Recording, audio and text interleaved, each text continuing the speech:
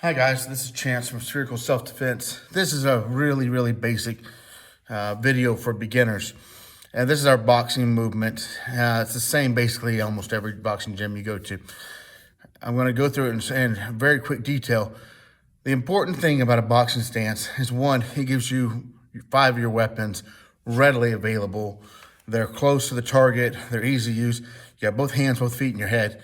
And I consider the knees part of the feet and the elbows part of the hands, everything like that. So it gives you all your weapons so you don't have to do any spinning or major turning to do those. It also keeps you balanced. It keeps you fluid in your movement. And most importantly, especially when you're going back, when you're sliding that foot back, if you run out of room, you're going to know it real quick. So I'm going to go over it real quick. Your feet are basically shoulder width apart, shoulder length apart.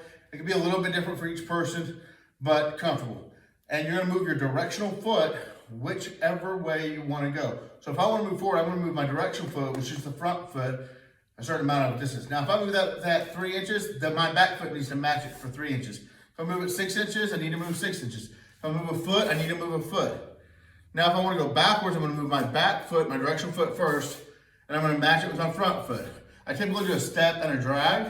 If I wanna go left, I'm gonna move my direction foot, my left foot, keep my hands up the entire time, and then right. I would practice this right, left, back, and forth, and then you can start adding angles to it and turn it around.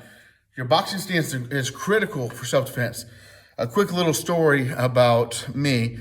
I started in Taekwondo and Filipino weaponry. Then I added in Hapkido. Then I added in boxing.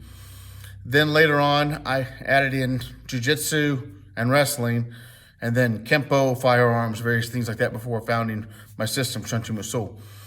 And while I was in the process of kind of figuring out what it was that I wanted to do as a martial artist and as a self-defense instructor, I was trying to figure out, well, how do I do my drop steps and be able to do strikes? Because it's hard to do effective strikes from a wrestling stance. Well, how do I do my jiu-jitsu techniques, my standing jiu-jitsu techniques, and still be able to do drop steps?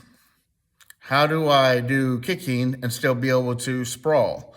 How do I box and still be able to move and kick at the same time?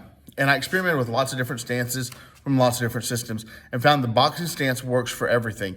The only thing that a boxing stance really doesn't work super well for is a drop step, but that's taken care of by that directional foot. Just like as if I'm going forward, I take a step with that directional foot, and then I do my drop step. So for example, if I want to do a double leg takedown, I typically set up with strides, but then I'll take that step forward, that directional foot forward, and then I'll come in and I'll shoot in and take that. So that worked pretty well for me. So try out your boxing stance, get it really well. And something about learning a new technique, guys, is learn it to where you can do it without thinking about it. If you still don't like it, throw it away.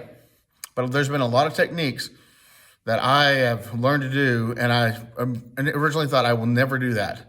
And now they're my bread and butter techniques. So give it a shot, try it out, and it'll help you a lot. This is Chance from Spherical Self-Defense.